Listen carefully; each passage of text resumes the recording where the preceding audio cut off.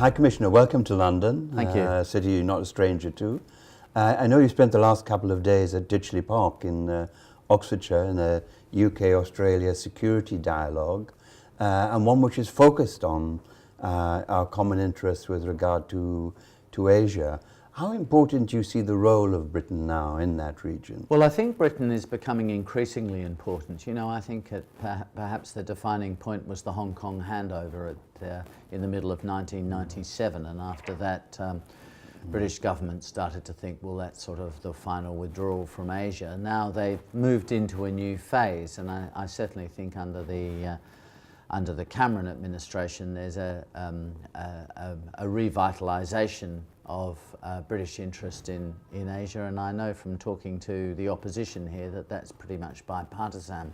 We share obviously very common values with Britain, and to have a significant power like Britain active in the Asia-Pacific region or the Indo-Pacific region is particularly welcome for us. It's a country we can work with, not just on perhaps economic issues, in a way more importantly that we can work with on security issues, because the British have a strong perspective of those issues, and their perspective is inevitably going to be somewhat similar to ours. I've been very encouraged and have been talking up a lot Britain's greater engagement with Asia, and long may that continue. But it's curious in a way because for Australia, as for the UK, the United States is the most important ally, and of course you've had an extraordinarily strong relationship with the US since the Second World War and been through many difficulties with them, not difficulties in the relationship, but difficulties on the ground in Korea and Vietnam, more recently in Iraq and Afghanistan. What is it that Britain would bring if we are more of a presence in the region? It's a bit hard to quantify this, and it sounds too much like a banal diplomatic or political statement, but it's more than that. Because we have such common values with Britain, we have a very common outlook.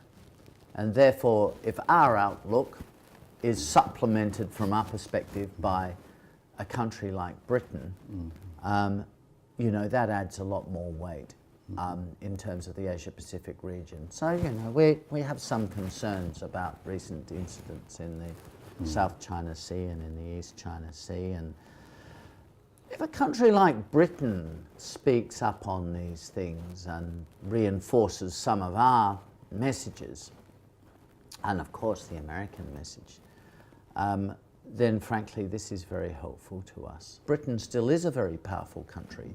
It has a network of influence, some of which is a residual of empire, but it has a network of influence around the world.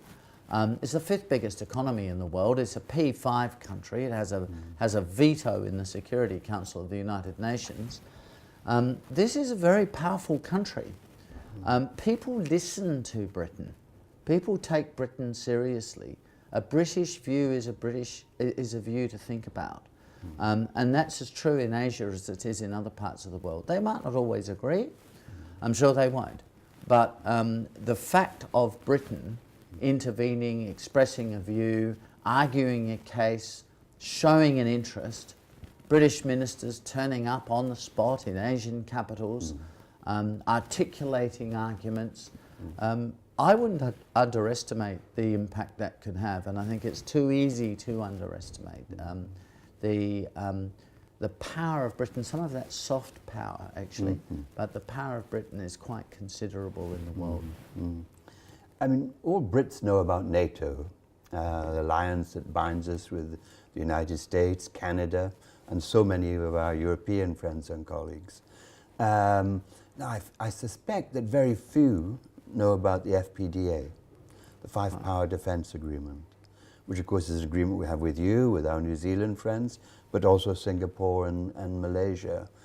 Is that something that the UK could and should be more involved with in coming years? Look, I think so. It's rather unique. You know, this Five Power Defence Arrangement was set up as a sort of compensation to Southeast Asia, Australia, New Zealand, when Britain withdrew from east of Suez, and at that time Australia was, perhaps unreasonably by the way, but Australia was very upset about the withdrawal from east of Suez. I say unreasonably because Britain couldn't afford to stay east of Suez in the late 1960s. But the point is, the Heath government decided that something should be done to ensure there was a presence maintained, and there have been issues, of course, in Southeast Asia which had involved Britain, and in particular the emergency in Malaysia.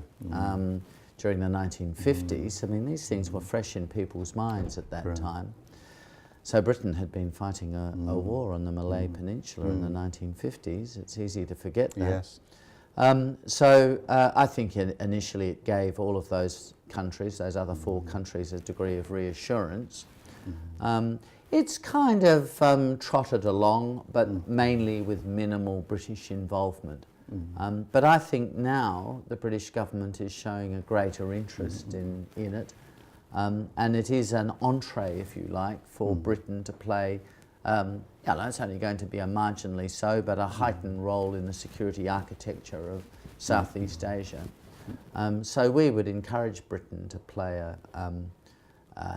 within its capabilities, a perhaps less modest role than has been the case in recent years. Alexander Downer, thank you very much. It's a great pleasure. Thank you.